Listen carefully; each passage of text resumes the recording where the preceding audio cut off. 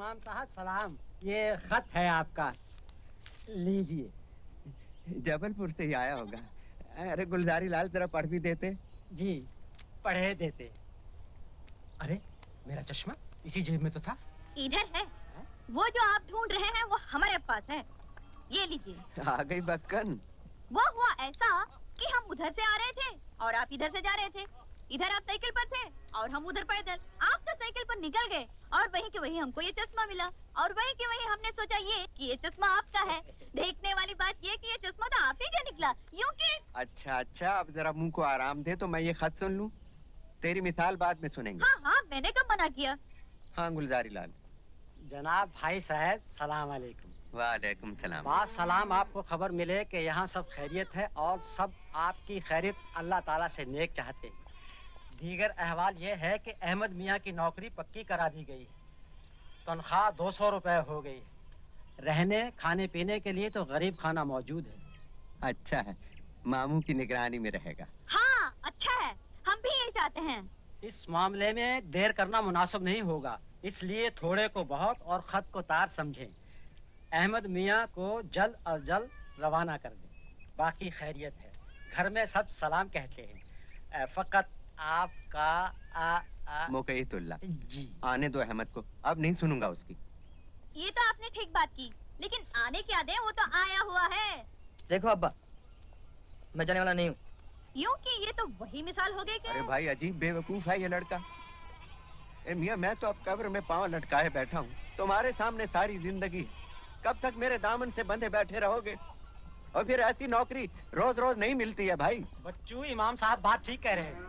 हाँ, हमने तो यहाँ तक सुना है कि बड़े से बड़े शहर जैसे मुरादाबाद हुआ, मेरठ हुआ, वहाँ भी लोग नौकरी के लिए मंदिर तक। अरे मंदिर क्यों, क्या हुआ? वो हुआ ऐसा कि हम निकले थे घर से मंदिर जाने और देखा तो इनका चश्मा मिल गया। इनके चश्मे को पाते ही हम भूल गए कि हमें जाना कहाँ है। लेकिन देखने वाली बात यह है कि अब हमें याद आ चुका है। ए वीरू, तेरी टांगे वाली।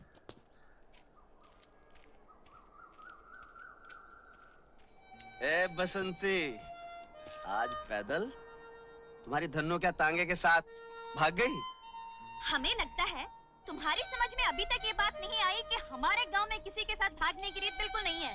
हमारी धनु इज्जत के साथ घर पर है, लेकिन आज सोमवार है और मौसी कहती है, देख बसंती, जो सोमवार के सोमवार शिव जी के मंदिर में माथा टेकेगी तो ऐसा पति मिलेगा तुझे कि दुनिया जलेगी।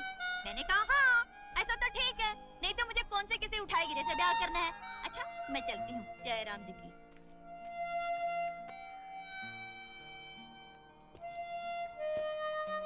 जय राम जी की।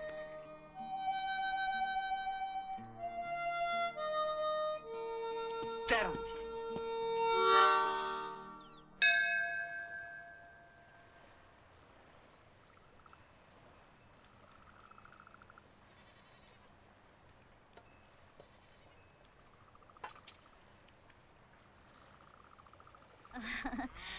प्रभु, संसार में ऐसी कोई बात तो है नहीं जो तुमसे छुपी हो।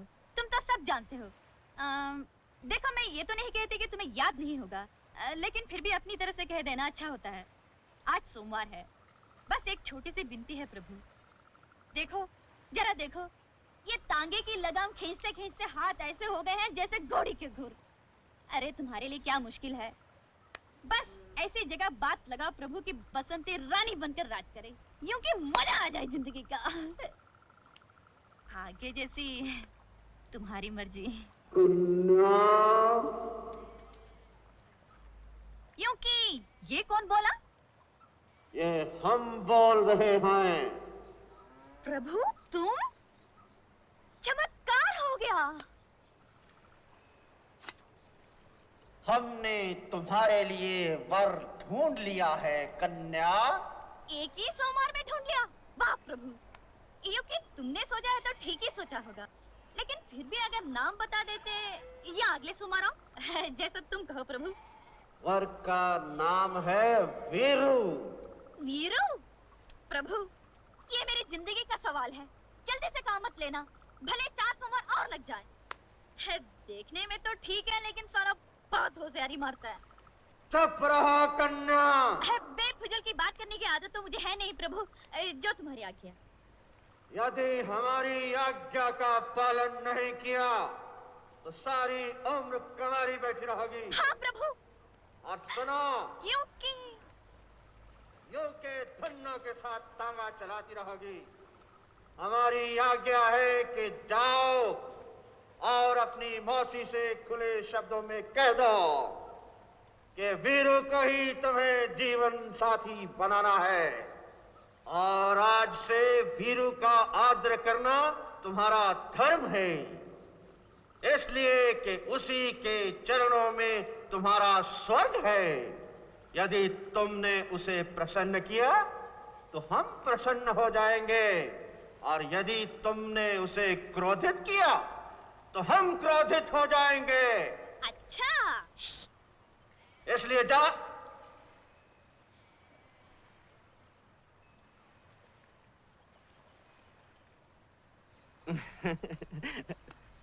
बसंती, बसंती, कभी कभी ये काम भी करना चाहिए। आज मैंने एक बहुत बड़ा फैसला किया है। मैं बताऊं तेरा बहुत बड़ा फैसला। तू बसंती से शादी करना चाहता है। अरे वाह वाह वाह, तू मेरा सच्चा यार है। एक यार ही यार के दिल की बात जान सकता है। और वो यार ये भी जानता है कि इस साल में शादी का ये तेरा 8वां फैसला है। ये फाइनल है यार। फाइनल। सुबह से दारू पी रहा ना?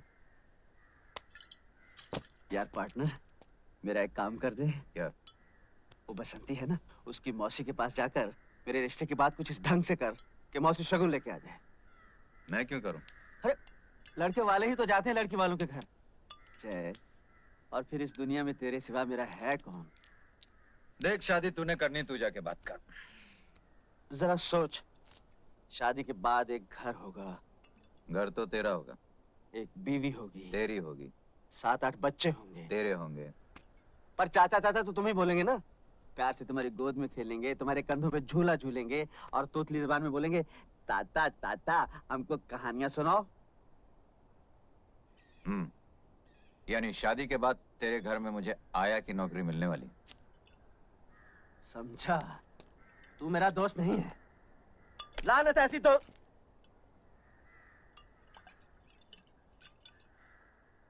इसीलिए अकड़ रहा है ना कि मेरा ये काम तेरे बगैर दूसरा कोई नहीं कर सकता। आज मेरी माँ होती तो मेरी कब की शादी हो चुकी होती, मेरे छोटे छोटे बाल बच्चे होते। आज मेरा बाप होता तो बैंड बाजे के साथ मेरी शादी करके लाता। मेरे भाई बहन होते वो मौसी के पैर छूकर भी बसंती की शादी मुझसे करवा देते। लेकिन ये मत भूल जाए, जिसका कोई नहीं होता उसका भगवान होता है। भगवान? तू वो दोस्त नहीं रहा। तू नहीं चाहता मैं बुरे धंधे छोड़कर घर गृहस्थी बसा सकूं। मैंने तुझे क्या समझा था जय, लेकिन तू क्या निकला? साला नौटंकी, खड़ी खड़ी ड्रामा करता है। चल बस बस, बहुत हो गया है। मैं मौसी जाके बात कर लूंगा। सच? अरे बेटा, बस इतना समझ लो कि घर में जवान बेटी सीने पर पत्थर की सिल की तरह होती है। बसंती का ब्याह हो जाए तो चैन की सांस लूं। हाँ, सच कहा मौसी आपने। बड़ा बोझ है आप पर। लेकिन बेटा, इस बोझ को कोई कुएं में तो फेंक नहीं देता। बुरा नहीं मानना, इतना तो पूछना ही पड़ता है कि लड़के का खानदान क्या है, उसके लक्षण कैसे हैं, कमाता कितना है। कमाने का तो यह है मौसी